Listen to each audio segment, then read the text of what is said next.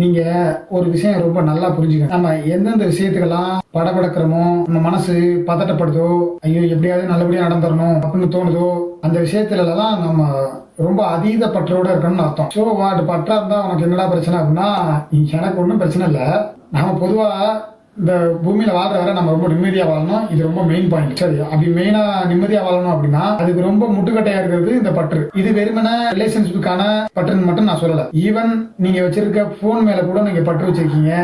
நீங்க போட்டிருக்க செருப்பு மேல கூட நீங்க பற்று வச்சிருக்கீங்க. அது எப்ப தெரியும் அப்படின்னா, உங்க போன் உங்க கையை விட்டு மிஸ் ஆகும்போது உங்க போன் மேல நீங்க எவ்வளவு பற்று வச்சிருந்தீங்கன்னு அப்பதான் தெரியும். அப்பதான் உங்க மனசு அவ்வளவு பதட்டப்படும். அந்த போன் இருந்தா எனக்கு எந்த பிரச்சனையும் இல்லையே அப்படின்னு தோணும். உங்கள் செருப்பு எப்போ மிஸ் ஆகுதோ அப்போ தான் அந்த செருப்பு மேலே நீங்கள் எவ்வளவு பற்றா இருந்திருக்கீங்க, அந்த செருப்பு இல்லாமல் போனால் உங்கள் மனசு எவ்வளவு பதட்டப்படுது அப்படின்னு தோணும் எப்போ உங்கள் செருப்பு மிஸ் ஆகும்போது. அது மாதிரி ரிலேஷன்ஷிப் இதை விட ரொம்ப மோசமான நிலைமை. ஒவ்வொரு ரிலேஷன்ஷிப்பும் நம்மளை விட்டு பிரியும் போதோ அல்லது நம்மளை காயப்படுத்தும் போதோ நமக்கு வர்ற வேதனை அதை விட மோசமானது. அதனால நம்ம எல்லாருமேலேயும் அன்பா இருக்கலாம், தப்பு இல்லை. ஆனால் அட்டாச்சோட இருக்கக்கூடாது. எல்லார் மேலேயும் பாசமா இருக்கலாம், தப்பு இல்லை. ஆனா பற்றோட இருக்கக்கூடாது. ஈவன் இது மெட்டீரியல்ஸ்க்கும் பொருந்தும். எந்த மெட்டீரியல் மேலேயும் நம்ம பற்றோட இருக்கக்கூடாது. யூஸ் பண்ணலாம், சப்போஸ் அது இல்லாம போகுதா இட்ஸ் ஓகே அப்படின்னு போயிடணும்.